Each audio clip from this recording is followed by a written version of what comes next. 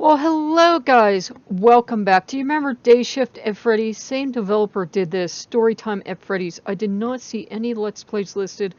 I am gonna warn you, if you are a huge Freddy fan, if you're a huge fan of the novels, you might find this a little insulting. I mean, the Day Shift games could have been insulting, but there's something about the setup and the writing style here, it's even more...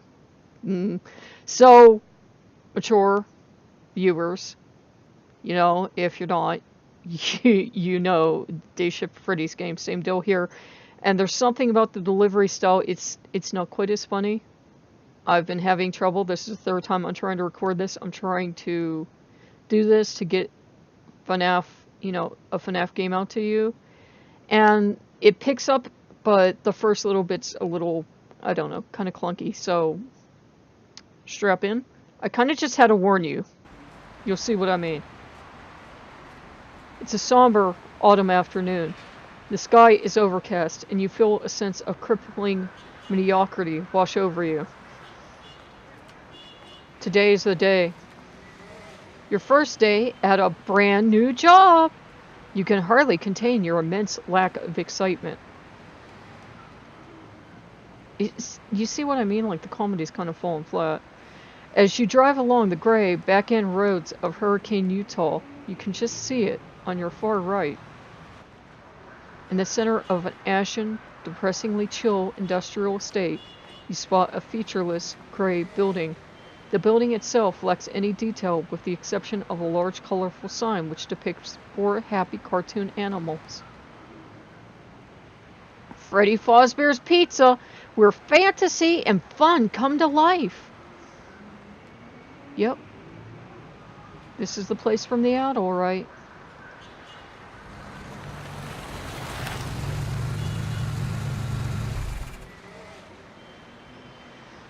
You pull up into the almost empty parking lot.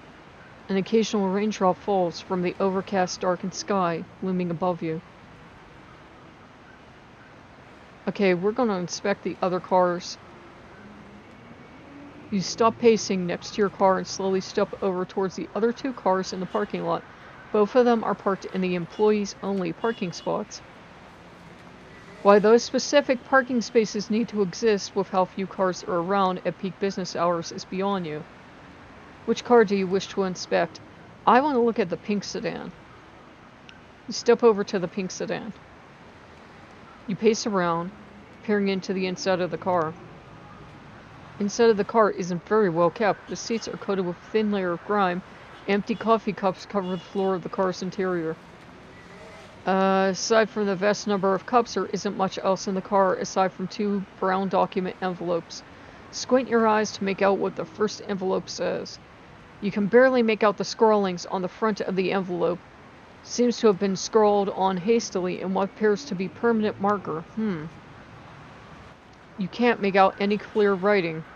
Your best guess at what it might say is 1987 Child Murder Extravaganza, do not open. Okay, that's strange. You attempt to read the front of the second envelope carelessly tossed onto the same car seat.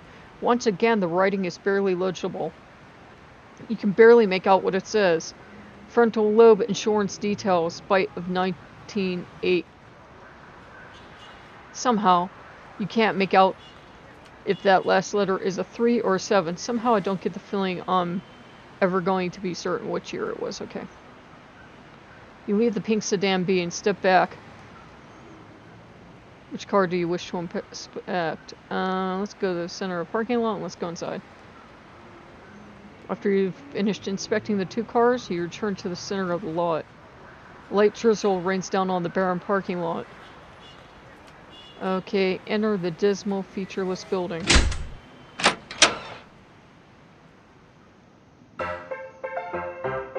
As you step into the building, a wave of cheesy, royalty-free music hits you. You glance around the room and notice that you're standing in a cheesy pizzeria. Got it. White and black checkerboard towels lie at your feet, and you can't help but stare at the walls. You can't pry your eyes from the hideous mesh of stained towels and water-damaged gray concrete. The room is uncomfortably cold, and you can't decide which is stranger, the smell of cheap pepperoni sizzling in the kitchen, or the unpleasant smell of damp. 3 visibly bored families are sitting solemnly at the tables in the dining area, staring at the horrendously mediocre reheated pizza sitting in front of them. Sounds like Chuck E. Cheese pizza. Halfway during your surveil of the saturated, half-heartedly placed posters of 3 cartoon characters on the wall, a pale, gangly man with unkempt hair sprints up to you and begins to furiously shake your hand. Hi, how you doing? The name's Fritz. I've been with the company for years. Those robots are alive, and they're gonna come for you, just like they came for me. I've seen ghosts. This place isn't just haunted, it's ultra haunted. They're alive, but don't worry, kids, stay close to me. Something, something, something, something. A short, stout man with a red face violently clambers over to Fritz and quickly douses him with a spray bottle, unlike a misbehaving cat. Fritz flamboyantly flinches with each spray of the bottle. Nice use of alliteration, you hack. Hey, you! I thought I told you to stay out of here, Fritz. You tampered with the robots and you smell! With every syllable, the man sprays Fritz again and again. Fritz scampers out of the restaurant, hissing and hollering like a wild animal. The man turns to you with an apologetic smile plastered all across his chubby face. My apologies, lad. How rude of me. I haven't even introduced myself. The stout man violently clasps his large hands around your shoulders. The name's Afton. Bill Afton. Say, that guy didn't scare you, did he? Hold on, did he just say this place is haunted? Enough of that crazy talk. That guy's a loon. He tampered with our performers, I'll have you know. Now then, you must be the new guy, right? Yes, sir, that's me. I saw your ad in the paper. Oh, that's right. Say, employee, do you have a name or what? Quickly, come up with a good fake name. Jeff is a good fake name.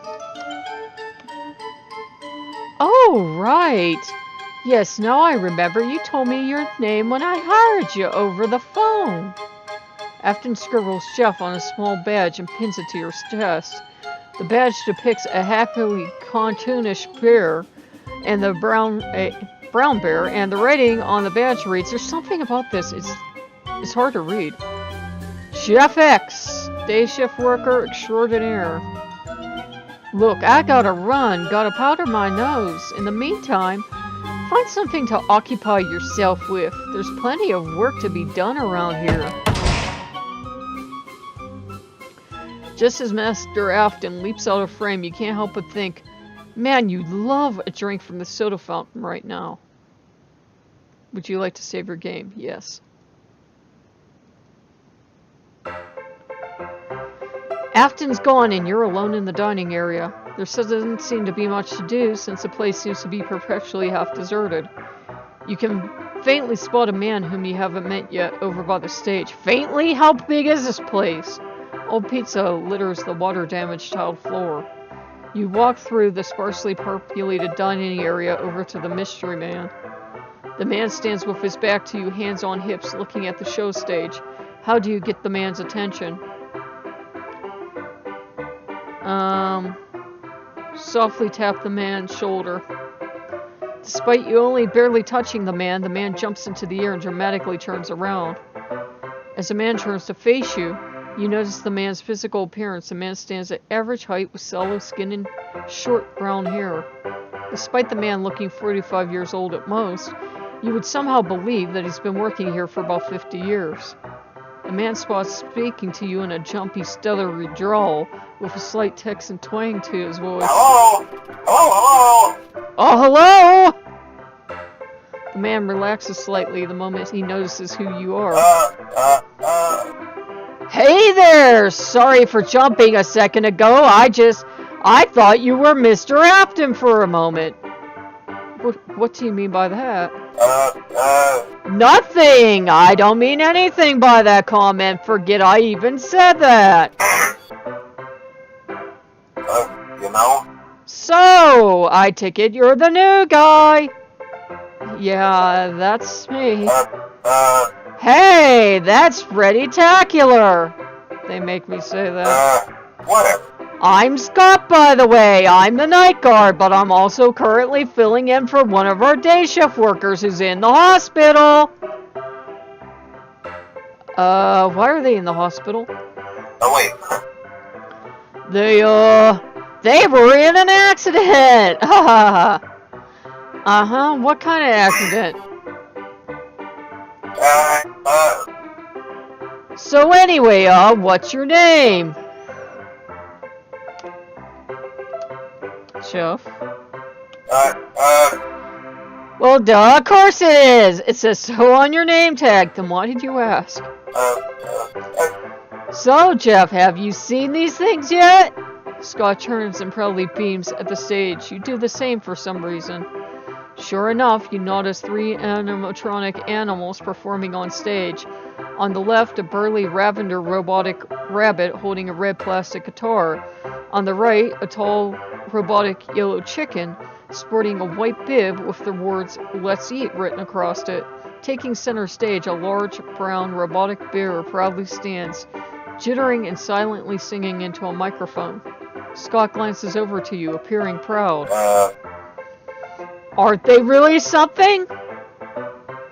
They're certainly something, alright. I suppose. Yeah, I suppose. It sounds nicer. Scott nods knowingly. You know. I tell you, I love these characters. Do you know the character's name? Do I have to? Scott's expression quickly morphs from pride to concern. You gotta know the characters' names, Jeff. What if a kid asks you about the characters and he catches you slipping up? I'm sure it'll be fine. You know. Okay, I'll go over this quickly just so you know. That purple rabbit on the left, that's Bonnie. He's the Fredbear Extravaganza's guitarist. The chicken on the right is named Chica. She's our token female character. She's irrelevant. So long as you know her name, you'll be fine. The bear in the middle is Freddy. He's the leader of the Fozbear Extravaganza band. You know? You gotta show Freddy respect. He runs the show and draws the crowds in. But never touch him. We have a rule about that. You glance up at Freddy and then back to Scott. You can't help but notice Scott's smile looks slightly fretful now. Why can't I touch Freddy? That sounds so wrong, but let's go with it. Well, you're not meant to touch any of the robots, to be perfectly honest. Freddy's just the most. Whatever. Let's talk about something else. So, what do these robots do? They look pretty advanced. Yeah, let's lie our first day on the job. Scott's eyes brighten up as soon as you ask about the robots. Ooh, good question. Our animatronic characters are terribly advanced. They can sing. They can dance. Kinda. They used to be allowed to walk around during the day, too. But then there was the bite of 87. You know. Yeah, it's amazing the human body can live without the top half of its head, you know?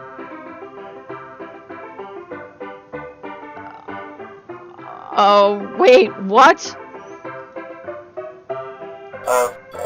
Just don't think about it. It'll make your job much easier. Suddenly, a dart lands in Scott's neck. A look of visible confusion manifests across your face. Scott glances nervously towards a darkened doorway. I think I'll be off now. I think I've said quite enough. Is that a dart in your neck? Scott laughs, but it's clearly a forced laugh, like out of desperation. Oh, I think it's just nature's way of telling me I've talked enough about bites and robots and... Scott leans on you and grasps both of your shoulders with his trembling hands. You can't tell if it's to gain your complete attention or to lean on you for support. If these robots lay a finger on you, play dead, alright? Go limp. Alright? Can you do that for me? Play dead. Don't let them ruin you. You okay? You're not looking so hot. Scott falls onto a chair and slumps over. He pants exhaustedly and gazes up at you. You know. I'm alright, I just need to catch my breath.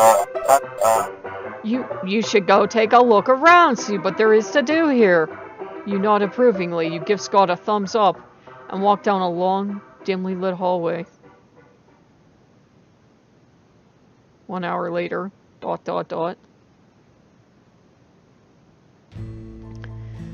As you're walking down the long, dimly lit eastern wing of Freddy's, you notice that the walls are covered in an endless collage of children's drawings, all of which depict several Fazbear brand characters.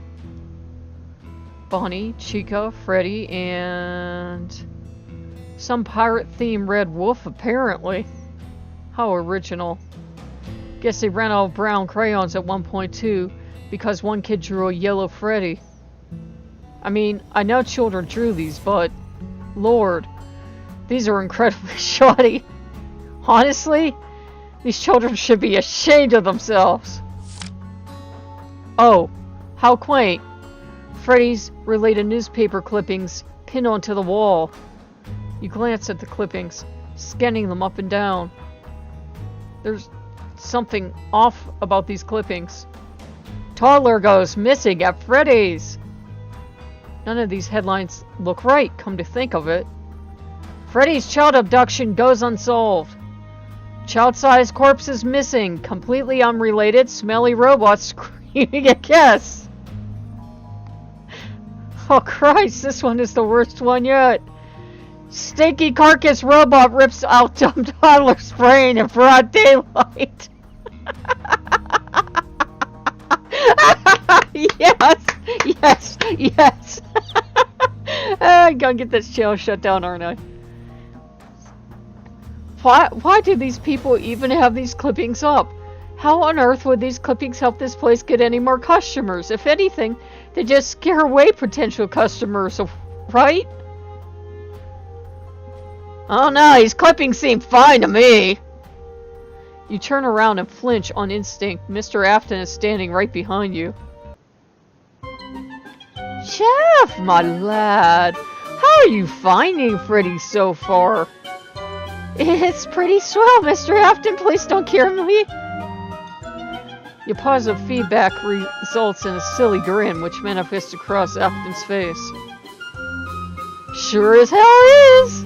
Afton wraps a large hand around your chin and leans in closely. I'll have you know, I spent a pretty penny building this place up. Why does he sound like such a moron? And then for a good decade, almost no money at all. Afton lets go of your face and lets out a hearty roar of merriment. You quietly chuckle too, despite Afton not saying anything remotely funny. Afton shakes his head from side to side with a giant grin on his face. Once again, you mimic his exact movements for reasons unknown. After he finishes chuckling, Afton's face contracts and becomes gravely serious again.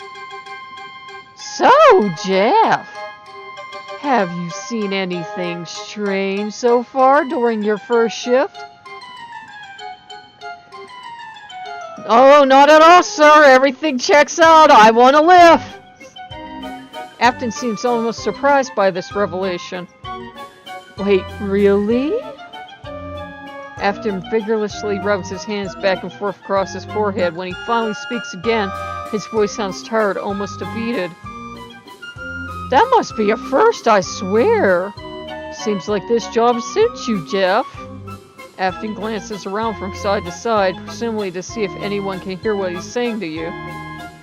Jeff, I've got a very special job for you. I don't usually ask rookies to do this since this job is of a personal nature, but you seem to know what you're doing. Lay it on me, Daddy. Let's. Yeah, sure, great. Now on to the job you have to do. I need you to go feed my son, Michael. Feed your son? Trust me, lad, it ain't what it sounds like. Before you can react, Afton actually reaches into his left pocket and shoves a wet handful of something into your right hand. Here you go, a handful of peanuts and dog food. He's a grown boy and he needs a hearty meal. Okay? Afton points towards a distant water-clogged hallway on the other side of the restaurant. That's the bathroom hallway. I have a false wall help in the stage end of the hallway. It comes right off. Take it off and enter through the painted steel doorway. If Michael talks to you at all, just ignore him, especially if he starts asking about me. Make the whole ordeal easier. Trust me. I see. Afton puts his large hands on his wide hips and beams with satisfaction. See? I just knew you were the right man for the job. Run along now. Michael gets restless when he hasn't had his dinner. Slowly step towards the bathroom hallway, peanuts and dog food in hand. You quickly glance back at the west hallway and notice that Afton's somehow already out of sight.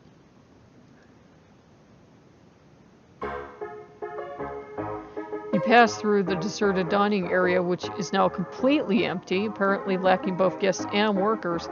As you tread through the west side of the dining area, you notice a tattered old purple curtain. Faded stars cover the purple curtain. You notice a white plastic sign with the words, "Sorry, out of order," in front of the curtain. Gotcha, signpost! As you pass the stage, you glance up at the animatronics on stage. You notice that the robots are shuddering and shaking spastically. They seem to be making inhuman noises too, which makes sense, I guess, since they aren't human. Bonnie has dropped his guitar and something thick is slowly seeping from his eyes and mouth. Chica's biting down on her cupcake and making the same noises as Bonnie is. Freddy is at the center of the stage, but he isn't moving like the others are. He's still and staring down at you, and for some reason, his eyes appear to be darkened, as if the backlights behind his eyes have been switched off. You slowly step over to the stage towards Freddy with your fingers outstretched. Then you remember Spot's warning. Never touch Freddy! Come on, Jeff. You still gotta feed the boss's son. You slowly lower your hand and continue walking towards the bathroom hallway. After a strenuous half-minute of walking, you've reached the bathroom hallway. Sure enough, you notice that a section of the back end wall is discolored and brighter than the rest of the wall.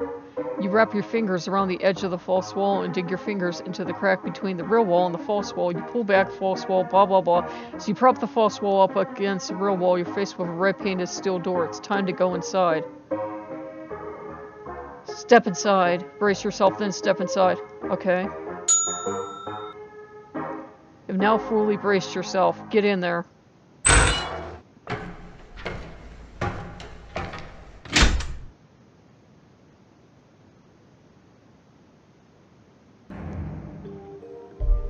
As you step into the back room and hastily shake the door behind you, it takes a moment for your eyes to readjust to the dark. Your eyes slowly focus on your new inky surroundings, and you glance around the room to get your bearings. You can see why the back room, is usually sealed off now. Your surroundings are moldy and foul. Green alien mold coats the walls like a hostile alien garden ivy. Several old dilapidated arcade machines lie unused in the back left corner of the room. As you turn to look at the right side of the room, you notice that something else is lurking within the room.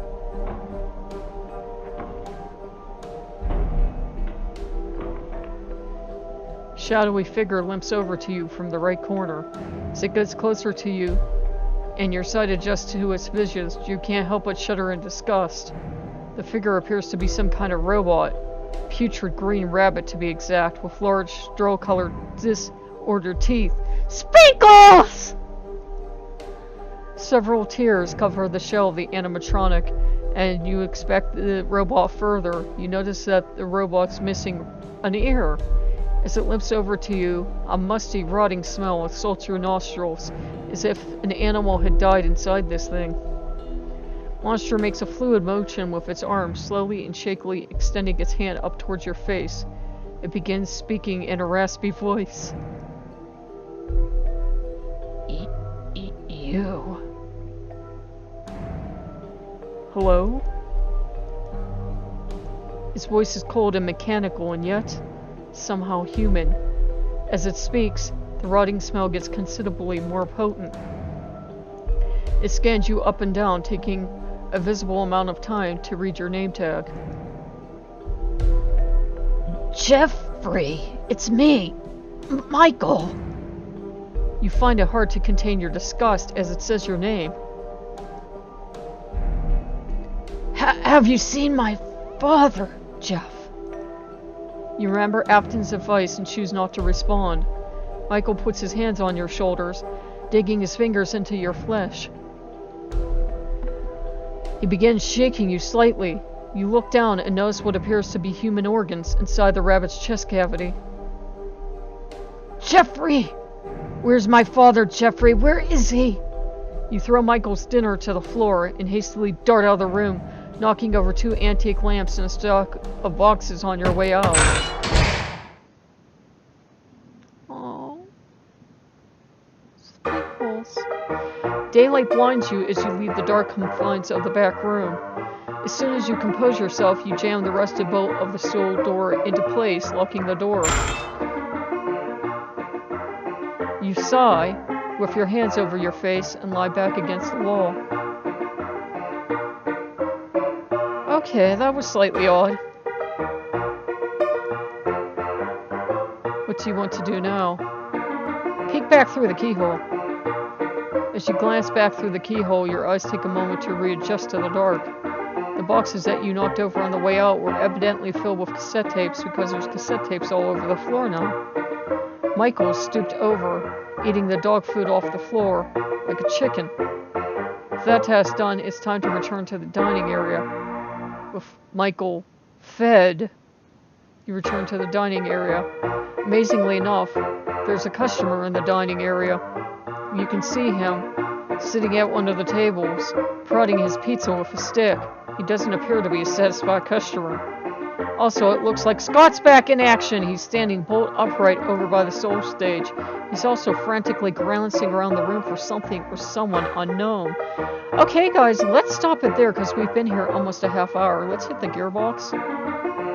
Oh, you still had to approach Scott. Okay, I'm gonna figure out how to shut this darn thing down.